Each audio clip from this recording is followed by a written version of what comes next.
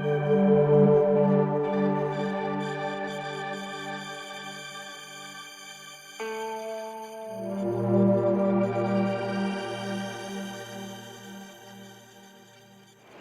everyone, and welcome back to DMG.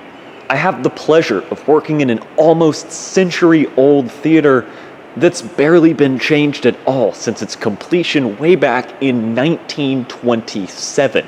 This place is gorgeous. We still have all the original seats, the original stage, the original lights, and although some modern sound and lighting equipment has been installed, this is where I work, this is our new projection booth, the old hardware hasn't been removed. It's still sitting there, abandoned for decades. And today, we're going to be taking a look at it. This is a bit of a different video than I usually put on the channel, but this opportunity to take a look at this time capsule of a 1900s movie theater is just something I can't pass up. So ever since my first day working here, I've been curious about these holes up on the wall, and you can see there are many others that were blocked up with wood. That is a telltale sign of an old projector room. Of course, the light needs somewhere to come out, and I recently found the door that leads up to it. It's got no admittance written on it. Well, good thing I'm illiterate. The key to this padlock is actually the same one that fits all the other locks at work. So I'll be able to get up here actually quite easily. There we go. Sorry, I had to set down my camera. The lock is really stiff, probably because no one's used it in a very, very long time.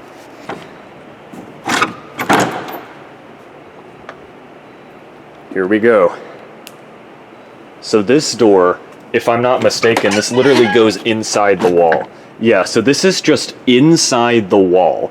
This is not where I want to go because it is creepy and scary and claustrophobic. Instead, we're going to go up the creepy, scary, and claustrophobic stairs all the way up to the old projection room.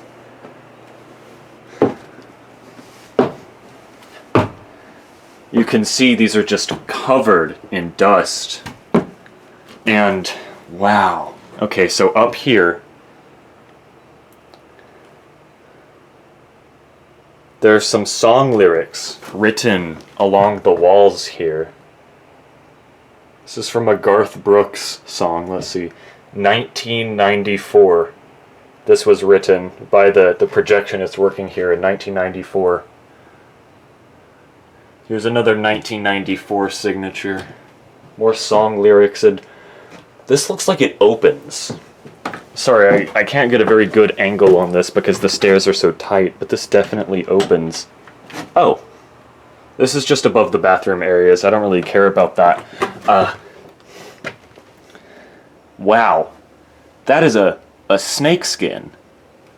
I don't know if you can see that, but oh, hello, spider. Yeah, there's just a snake skin on the stairs. That's funny. Doesn't look like a snake I wouldn't want to mess with, luckily. We've got Andy Griffith's Show song lyrics here. Just gonna avoid this spider. Oh, I hate spiders. Okay, let's see. Wow. So this is actually a lot bigger than I was expecting. I was expecting just one tiny room. And there is a small room, but there's this whole big attic space that it's inside. It is hot as hell up here. It's summer. This building is not air conditioned, so it makes sense. We'll take a look at the projector in a second, but first, I just want to look around. Oh, we've got some film here. A good amount of it, too. What is this device? What are you? Well, there's another one here. I have a feeling this is for transferring film from one reel to another, like rewinding, so to speak. We've got some isopropyl alcohol. I wonder if it has a label on it when it was made or something, like a Best Buy. Well, up here, up there, though, it says 81221, so I think it's safe to assume that's 1981. Now these look like they're for storing film.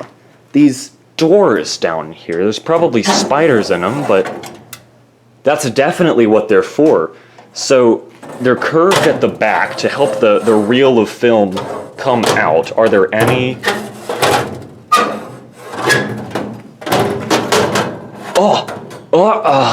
Damn. So there are a few empty reels.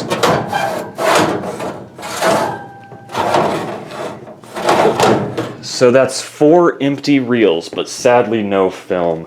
I don't know if we'll find any, or at least a lot of film up here.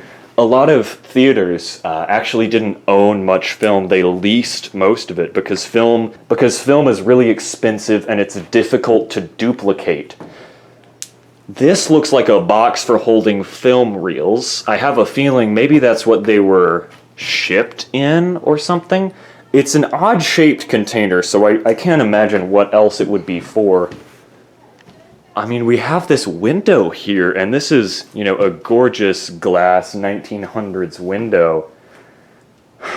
Wow, it's really a great view from up here.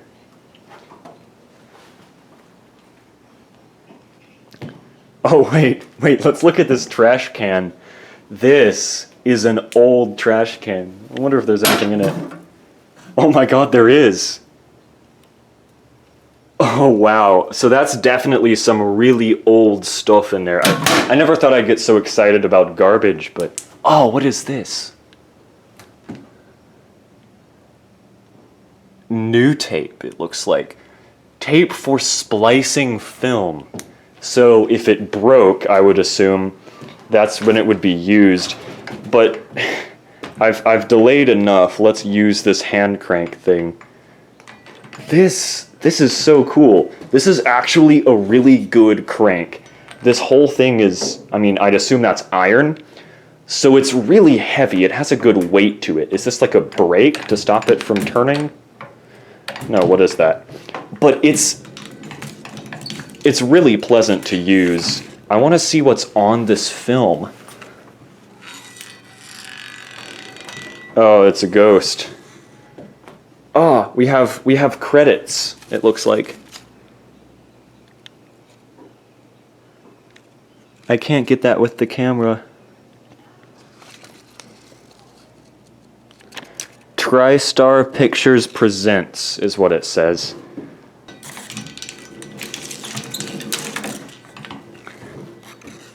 And here, yes, yeah, we've got film with some pictures on it.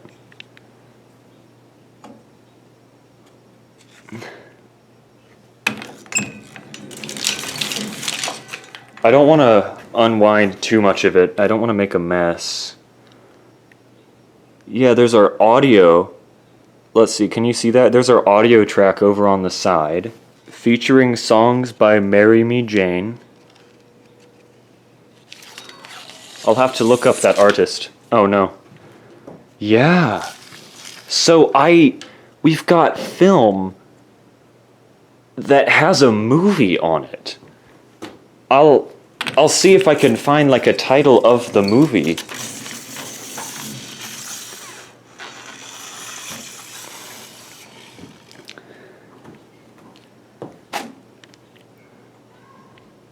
We have some exposures of this girl here.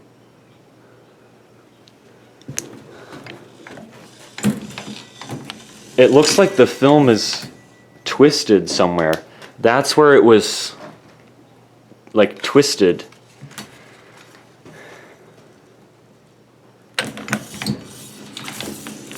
This is a lot of film, good lord.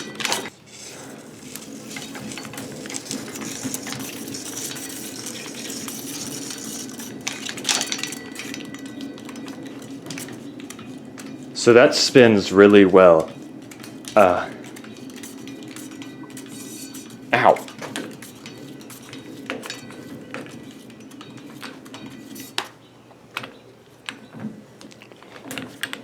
And now it's not rotating the reel.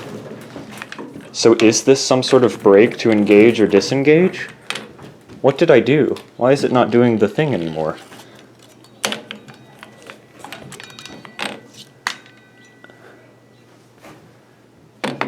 Oh, if you push it in, it rotates the film. If you pull it out, it disengages the mechanism. That's actually so cool. So I just removed all the, rewound all the film. I want to try something here. We'll look in this box later because I think that box might have something interesting in it. There's a cap on the other side. I don't have one of those, so I'll just have to just go with it. I don't know how the film is secured onto the reel. I've actually never... Oh, does it just slide in the... I think it might just go in here. I'm sorry, I'll have to set down the camera for this. Alright, I've secured the film onto the other reel. So now we have two reels here, and I think, yes, we have done science. What the heck happened here? What? How? Is this a different reel size? No, the reels are the same size. I don't want to damage this film, so I won't go further. I just didn't want it going on the floor when I was unwinding it from this reel.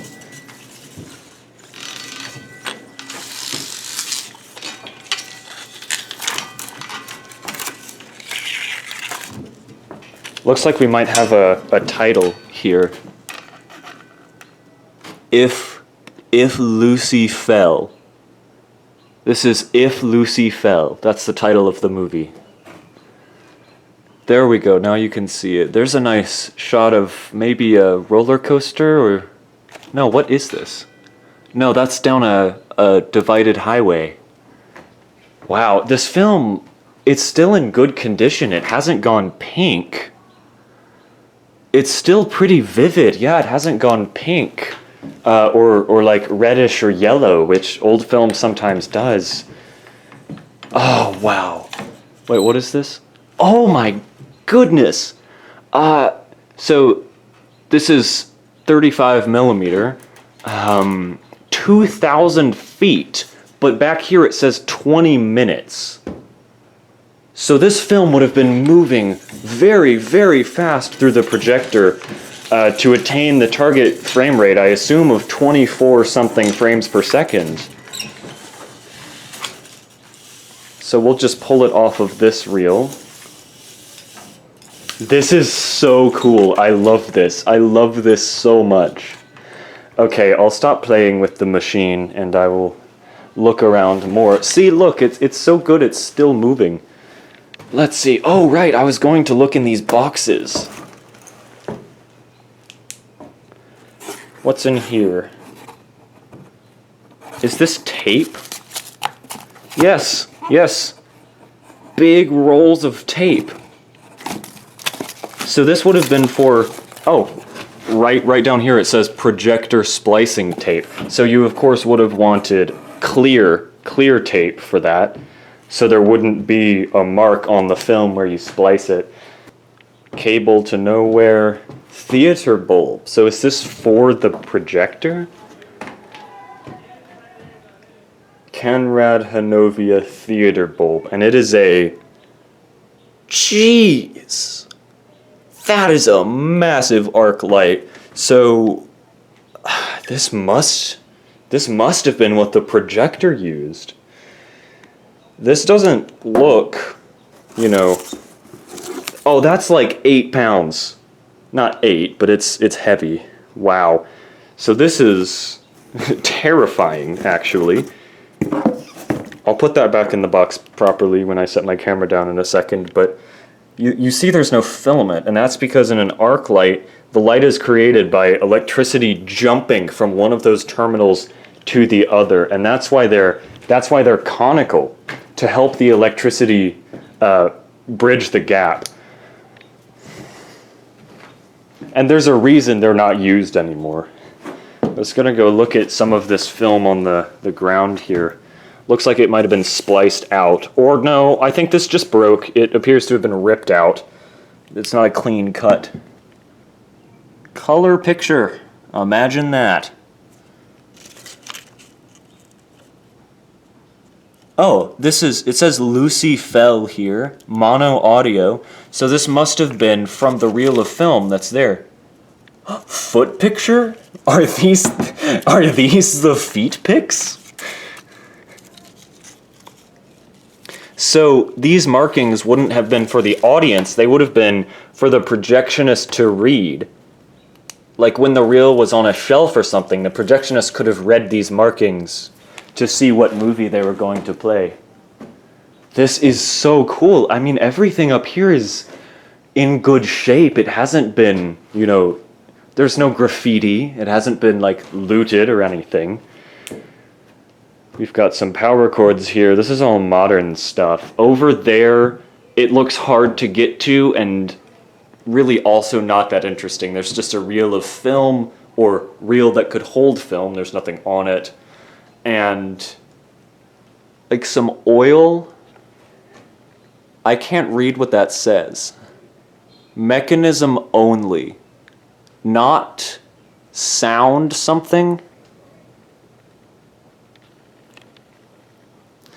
So there's oil, and oh yes, they would have had to oil the projector. I'll step over this cable here, and what's on the other side? Well, flakes of peeling paint, and a finger pincher device. What is this? 16mm film splicer. That is bolted to the table. Oh yes. So you would have run the film down here and put it in the splicer, and this would have allowed to make a clean cut. So the edges of those would have snipped the film cleanly. And there's tape. There's little pieces of tape on the table. I guess splicing tape. Down here there's I think that's a seat cushion from a chair. There's the fan from... Oh, that board is not stable. Sorry. Almost fell there. We've got wooden folding chairs. I assume the projectionist might have sat in these. And wait, but... Okay, that's funny. So this must have happened pretty recently. So the window was broken. Probably someone threw something through it. And they cared enough to come and repair the window, but not to clean up the glass. We've got more light bulbs here. I doubt any of these will work, but let's just... Nope, they don't. This looks interesting. What are you? I'm amazed I haven't seen a mouse yet, whether alive or dead, with the amount of mouse turds everywhere.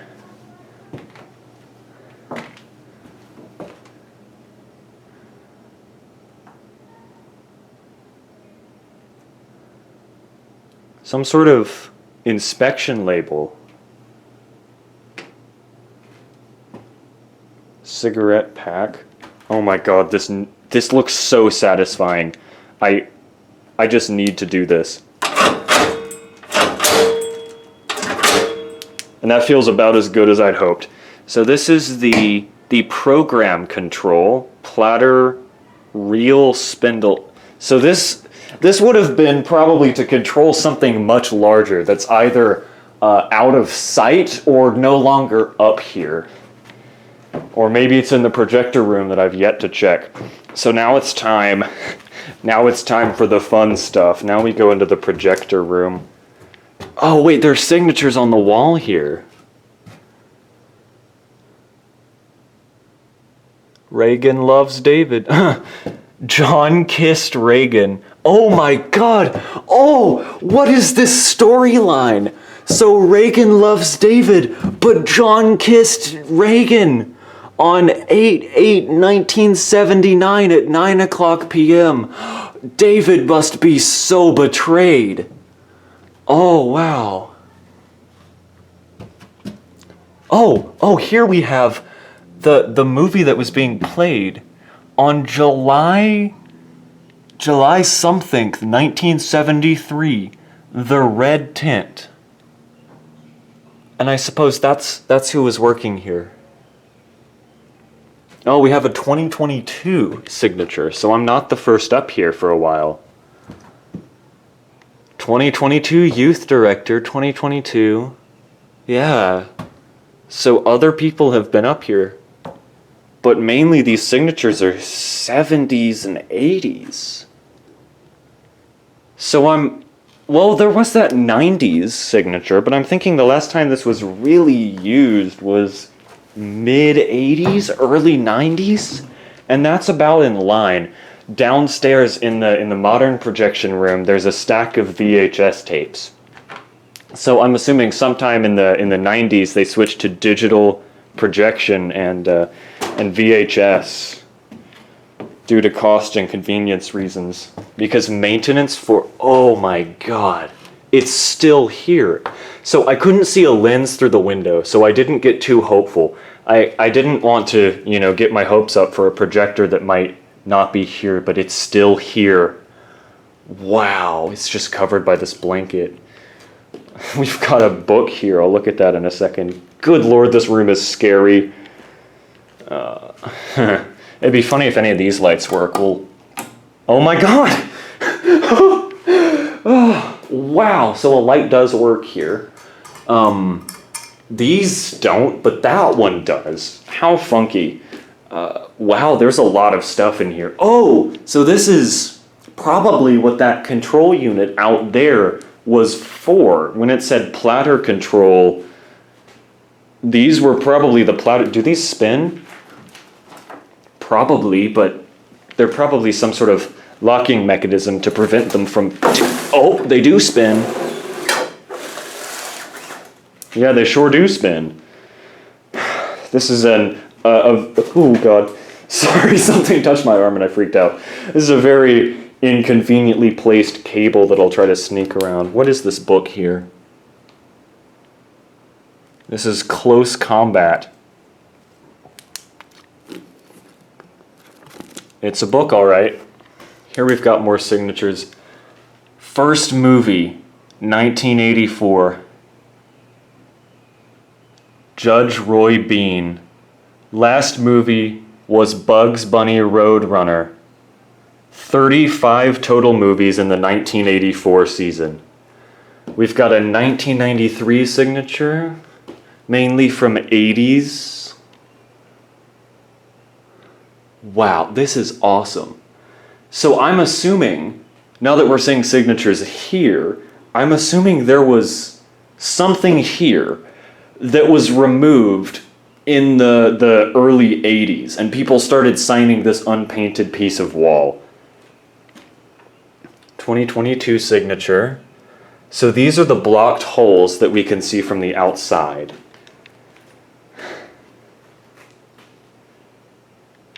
There's so much peeling paint in here. This is probably lead paint. Lead paint is not known to respond well to humidity and heat, and it just so happens that this building is not air conditioned at all or heated in the winter. It never has been, probably never will be, so the paint is in really awful shape. I'm actually starting to, my throat's starting to hurt with all this dust. So I don't know if I should stay here too much longer. Sound control center here. That is an old knob. I love that. From Smart Theater Systems. What is this? Looks like a speaker. Oh, a lot of speakers could plug in there. So this is... Sorry, it's hard to hold camera and flashlight at the same time. This is indeed a speaker. This looks like a rack-mounted... Wow, that's probably actually a really good speaker. So this is a 3-rack unit speaker, so that the projectionist would be able to hear the audio from the movie.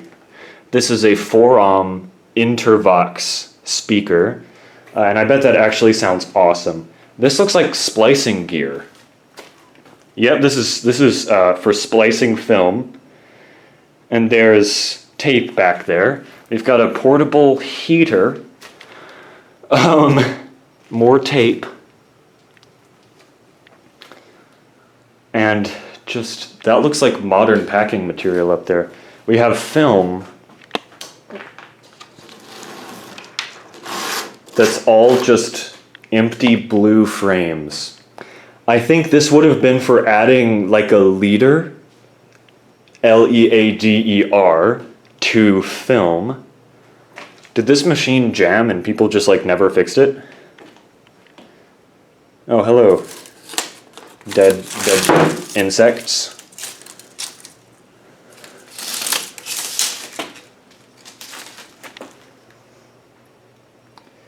It just says head. This is part 5 of something, according to this film here. I'm sorry, it's really hard to get a camera angle on a lot of this stuff. These look like the lenses. I'll take a look at those, but these big electric motors. So yes, these platters were indeed, these would have rotated. This is the auto wind from Christie Electric. And we've got some audio cables here. Obviously this would have been used to move film, but from where to where, I don't know. I don't know if this fed into the projector or if it was a replacement for this contraption for moving from one reel to another. But I would love to find that out. Let's see, let's take a look at the back of the projector. We've got old power cords and cables here.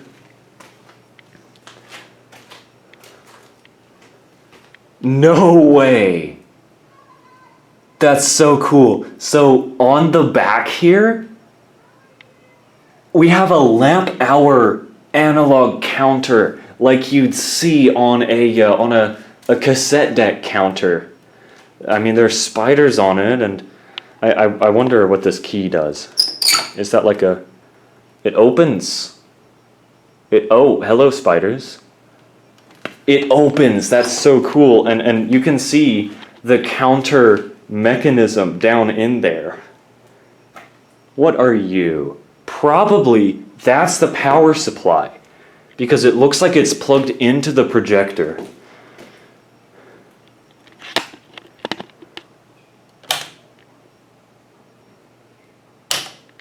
No power to it. Are our breakers on? Yeah, they're actually all on. Oh, this is awesome. Starting and closing down. Procedures for the projector. Throw main switch, switch on low voltage generator. Throw power switch to main amplifier. Turn 3-way switch on 43 amp to FIL. Allow tubes to warm up for 3 minutes. So there's definitely some vacuum tubage involved here. Is that cool? Like, yeah, it has a vent on the ceiling for cooling, and there's a motor back there that would propel the fan. That's so awesome. Down here would be your adjustments for position of the projector. I'll see if I can peel back this blanket, and typically the model number and stuff is here. This is an RCA Westrex, and that's where the film would be fed in. I can't get this all the way off, it's really stuck on there. But down there would be your power circuitry down at the base, and of course the lamp would be back in there. Possible explosion hazard, wonderful.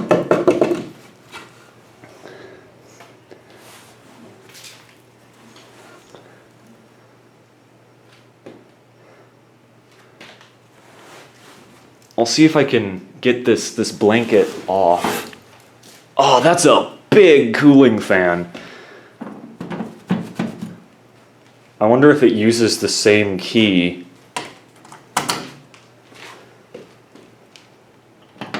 What? No. Okay. So there's actually a key broken off inside the lock. So I won't be able to open this unless I like exert excessive force. What is this? I would assume that is some sort of latch mechanism, but without the key, I don't think I can open any part of it. So these would be the power switches for the projector.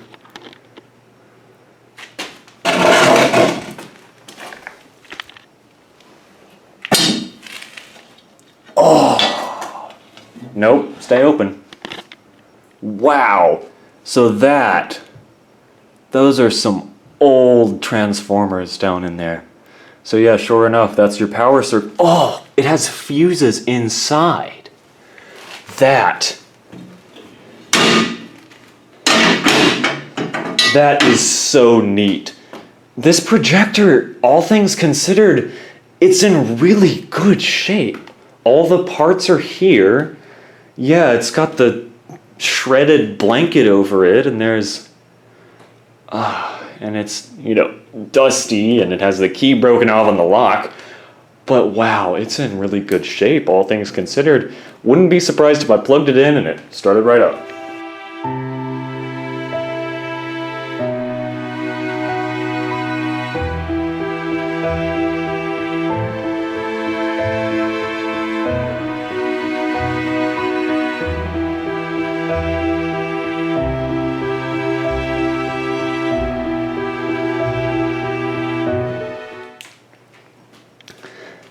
But let's scurry over here to the back here.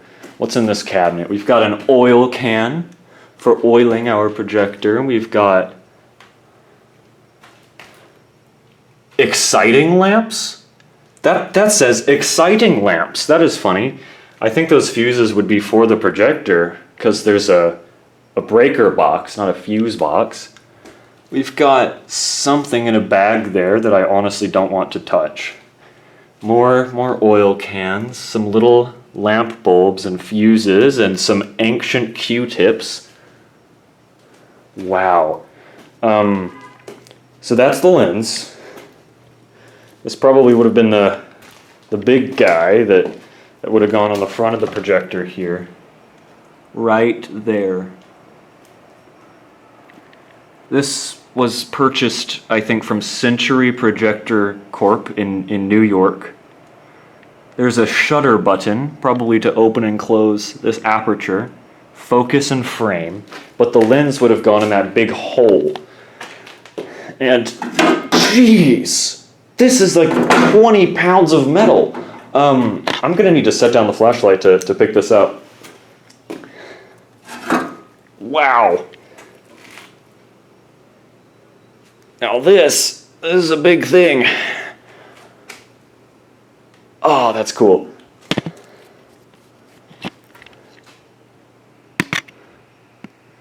There's the lens. It's probably the wrong way. Let's see if we can read some of the stuff on the wall through this lens. Yeah, there's an 86. So this is just a big magnifying lens in the sturdiest case I've ever felt. And down here is this just part of a lens? Yes, it's just the upper part of this lens. Wow, okay,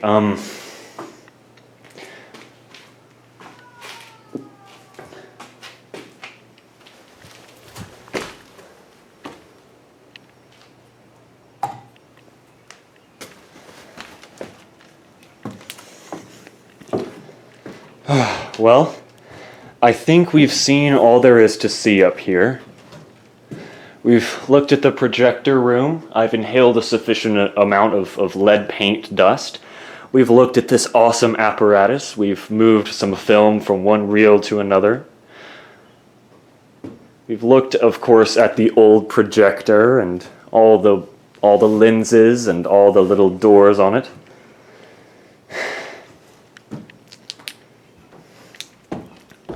And I would like to highlight once again just how gorgeous just how beautiful this room is. It's this sort of haunting beauty that you'd only get from this place that hasn't been visited in years, hasn't been used in years, but is still in good condition. I mean, this is all natural decay. Aside from a little rust and dust and peeling paint, this is still in really good shape. Like, the walls are standing, all the equipment in here is doing all right. And it's just, I'm so glad I had this opportunity to come up here. But we're not done yet. I found even more awesome vintage stuff backstage, and I'm gonna pick up down there because this is almost as cool as everything we've seen up here so far. So this is the stage. Wow, really? Yeah. And backstage I found something fascinating. This is an Altec Lansing A7. This speaker was launched in 1947 with their Voice of the Theater line for, guess what, theaters. Features a horn tweeter and a horn woofer. And I've kind of made it a project of mine to restore. It's really dirty, but it actually works. I'll put in some clips here of the speaker functioning. I did have to do a little work on it. I had to take out this box that was back here, the dividing network, or crossover, as it's known today, that the speaker's plugged into. The crossover has some dead caps, and those need to be replaced before it'll work. But just giving input to the speakers works, and they produce sound, and they sound awesome.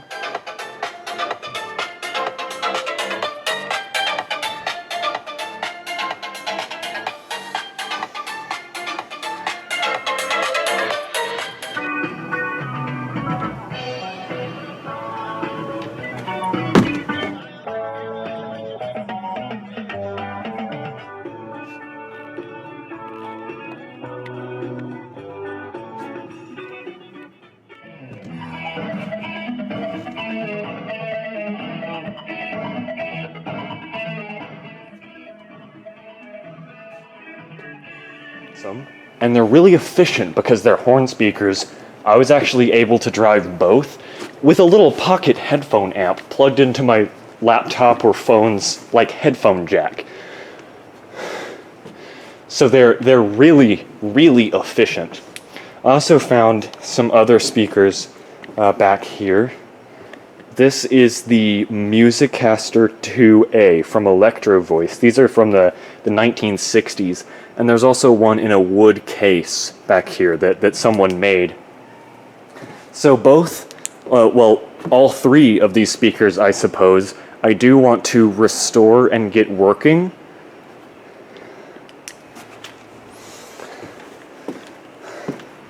Another neat thing is, we of course still use these, but here are the original footlights.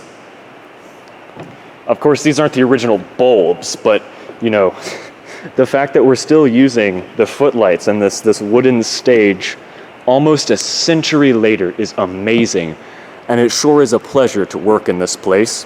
Oh, another fun thing, there's this huge horn speaker up there on the ceiling. I don't know where the audio cable for that is, but I really want to find it and just play some music through it.